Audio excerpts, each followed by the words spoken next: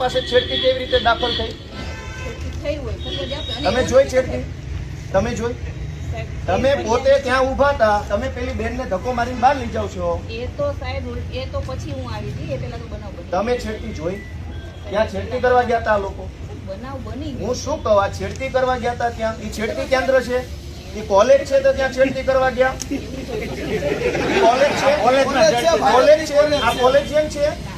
તો ટેકાના ભાવની ખરીદી કરનારા લોકો ખેડૂત પાસેથી પૈસા માંગે છે, એના માટે થઈને કોઈ એમને જાણ કરી, તો આનું શું છે?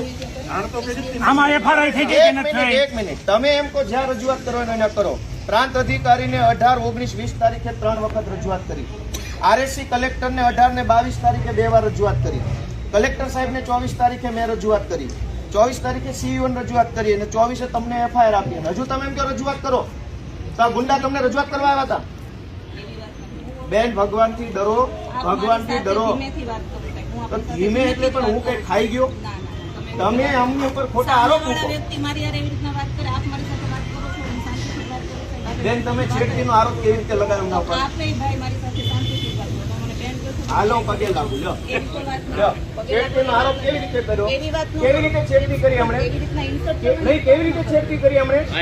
છેડતી હરિયાળીનો બધું કે છે, મેં કીધું. પગે લાગુ તમને. લો, પગે લાગુ. લો, છેડતી કેવી રીતે કરી? બેન,